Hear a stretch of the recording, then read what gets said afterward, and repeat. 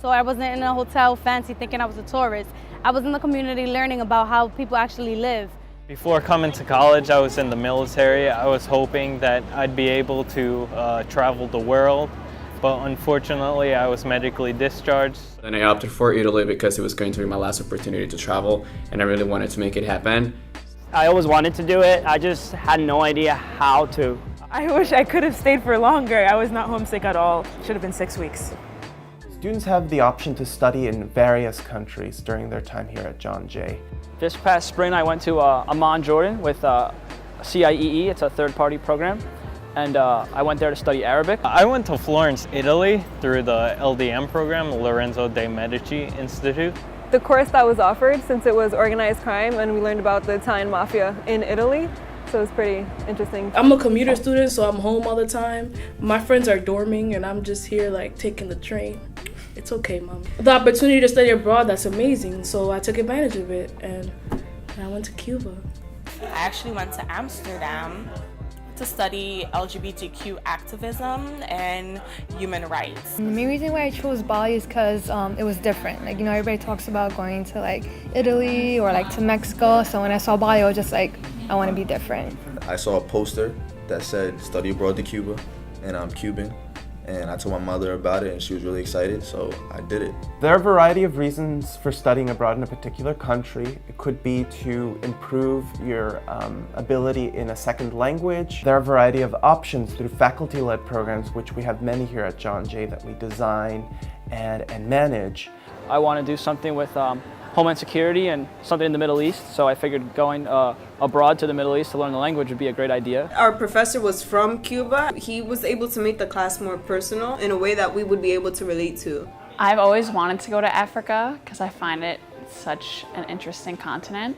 I took the class of organized crime and it was such a great experience. I'm going to use this class as a thesis for my international criminal justice research course. I took Chinese while I was in high school and I took Chinese again in college, and I wanted a chance to be able to speak the language in a country where it's predominantly spoken, and China seemed like the right place to learn how to speak Mandarin. We prepare students before their respective study abroad programs. There's lots of literature and presentations that we review with the students to prepare them for intercultural communication, language barriers, and cultural adjustment during their time abroad. We had 2 weeks here in this classroom, actually in this room, and we learned about Cuba's history. We had to read a book, and it was kind of intensive, but it was good because once we got to Cuba, then we knew all the information. We know, like, if we saw a statue, we're like, oh yeah, we know the history about it, like why it was placed there, what's its significance. New York City students do really well when they travel abroad, but it's good to burst out of the bubble.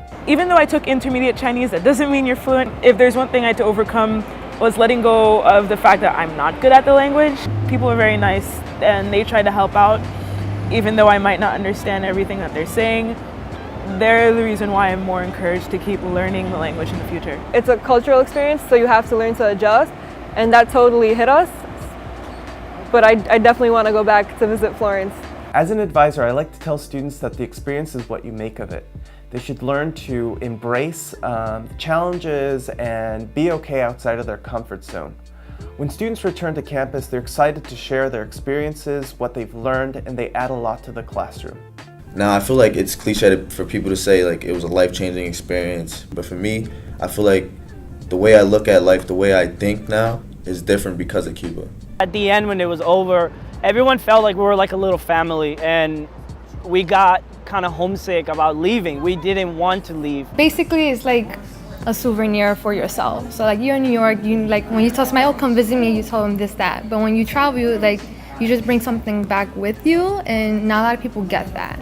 Study abroad students not only gain a newfound intellectual energy, but also a new sense of self. I came back so happy, and like my mental health was so like improved. Like it was so like relieving. Like I'm joking around saying Bali saved me, but it really did. For me, it was life-changing. Like you just learn about yourself. You learn about other people. Like there's more than just what you've learned your whole life. There's more to it than that. I learned to adapt to the environment around me and the people who I'm surrounded by. It's sort of like a culture shock, but the second you immerse yourself, it's so much more than you could wish for. Going to Italy did make me a more social person. I can honestly say that I feel more confident speaking in front of you here right now because of that. So it was cool to be on your own, not have someone tell you what to do, and you were able to be independent. So studying abroad might sound like it's expensive, it might sound terrifying, it may sound as something that you need to think twice before making it happen.